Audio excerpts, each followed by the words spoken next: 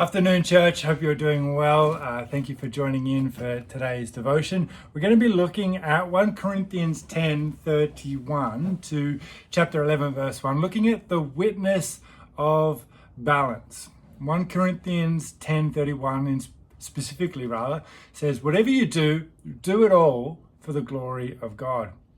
When I was studying my master's a couple of years ago, I spent a lot of time doing research, doing a lot of writing, spending a lot of time on the computer and reading books, listening to books.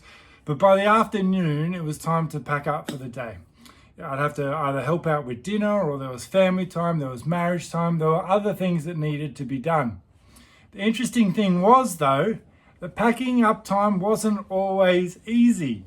I really loved my study, and doing good work was and still is very important to me. If I'm going to do something, I want to do it right.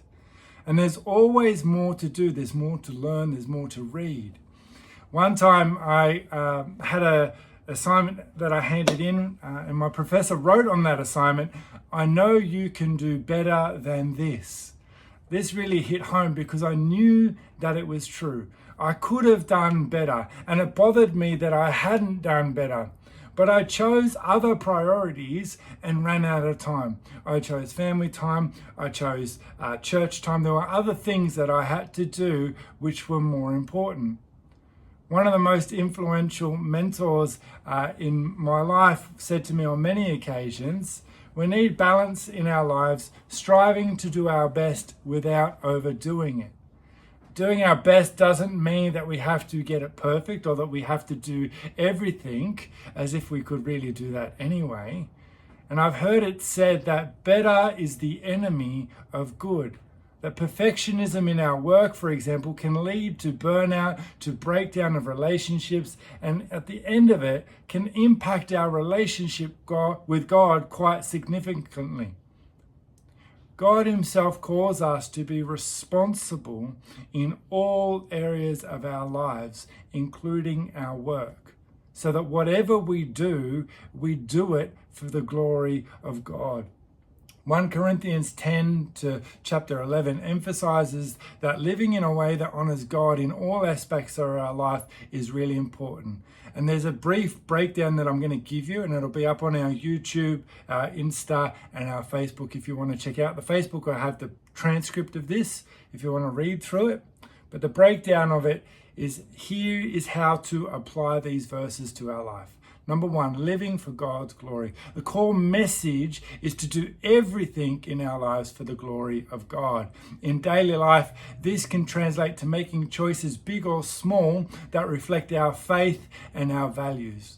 Number 2, verse 32, consider others. It encourages sensitivity towards others, particularly in matters that might lead them to stumble in their faith. That we need to be mindful of how we treat people and how we're building them up in their own faith. 3, we are to imitate Christ. Paul encourages followers to imitate him as he imitates Christ. This can inspire us to model our lives after Jesus, striving to reflect his love, humility, and service to others, looking for opportunities to help other people, to show kindness, and to promote peace in our community. 4, this passage tells us to evaluate our activities, to reflect on our daily activities and habits. Ask yourselves if they align with the goal of glorifying God. Ask ourselves if they are honoring God in what we do. This might involve reassessing our leisure activities, our relationships, and our work ethic as well. The way in which we treat the people we work with, the way in which we treat the people that we work for.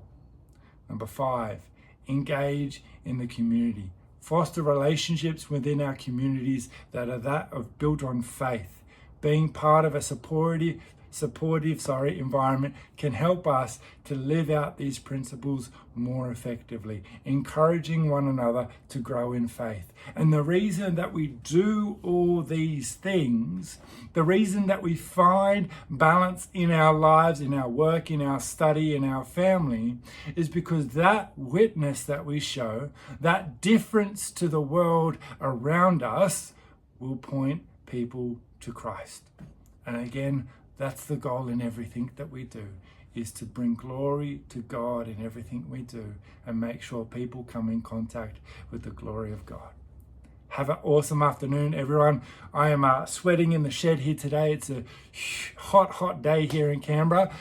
So I'm going to go get a nice cold drink. Take care.